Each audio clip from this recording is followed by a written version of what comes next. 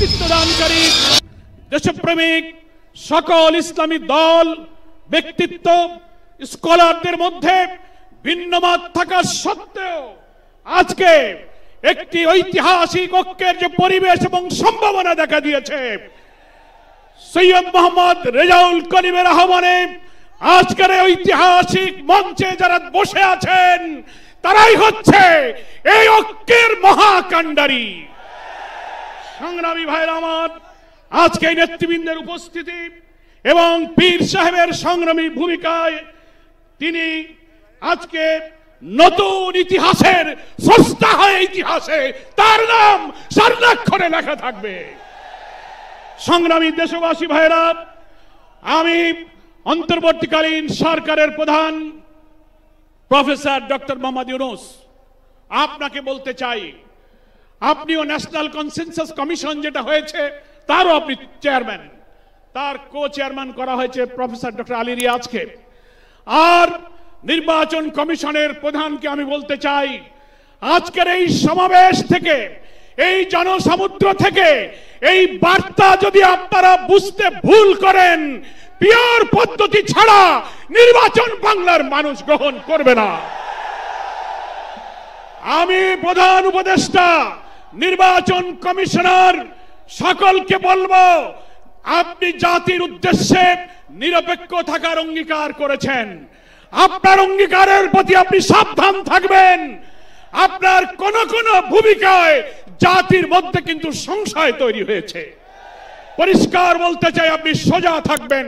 আমরা আমাদের জন্য, কোন দলের জন্য আপনার পক্ষপাতিত্ব চাই না।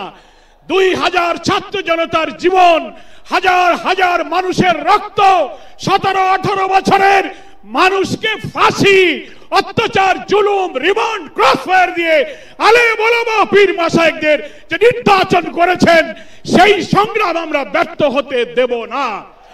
ফলে আপনাকে অবশ্যই জাতির যে দাবি উচ্চকিত হয়েছে, নির্বাচনের লেভেল প্লেইং ফিল্ড আপনাকে নিশ্চিত করতে হবে।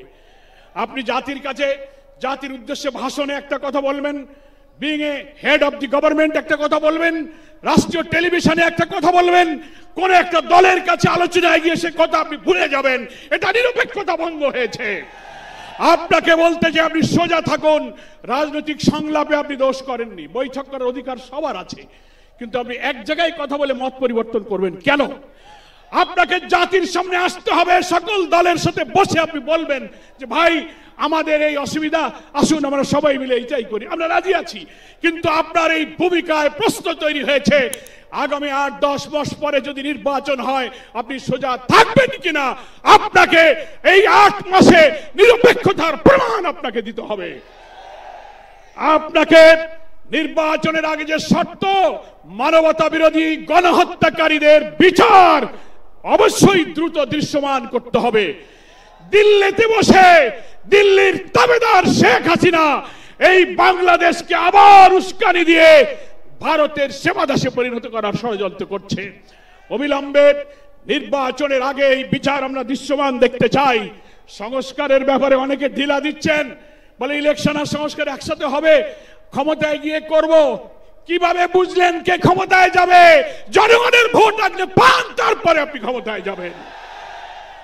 এই ফ্যাসিবাদী আমলের রাজনৈতিক সাংবিধানিক সরকারের যে কাঠামো তৈরি হয়েছে বাংলাদেশে, এই কাঠামো তছনছ করে দিয়ে নতুন বাংলাদেশের নতুন বন্দোবস্ত কাঠামোর জন্য অবশ্যই মৌলিক সংস্কার প্রয়োজন। এই প্রশাসনিক ব্যবস্থার মধ্যে আমরা নতুন কোন ফ্যাসিবাদ, নতুন কোন হাসিনার আমরা জন্ম দিতে চাই না। এই জন্য সংস্কার আমাদেরকে করতে হবে। আন্দোলনের শহীদ আহত যারা, তাদের চিকিৎসা এবং পুনর্বাসন করতে হবে।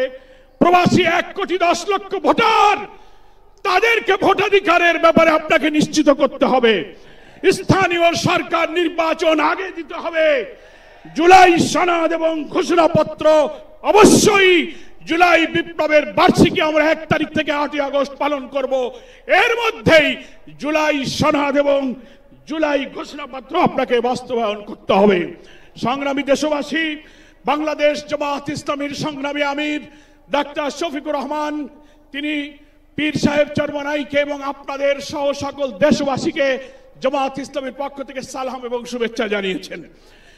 তিনি জাতীয় ঐক্যের জন্য যে ঐতিহাসিক ভূমিকা রেখে চলেছেন, আমি মনে করি চরমনাইয়ের পীর সাহেব সেই চেষ্টার ক্ষেত্রে একটি গুরুত্বপূর্ণ ঐতিহাসিক উদারতা, অবদান, মহব্বত রেখে ইতিহাসের একটি স্রষ্টা হয়ে তিনি থাকলেন।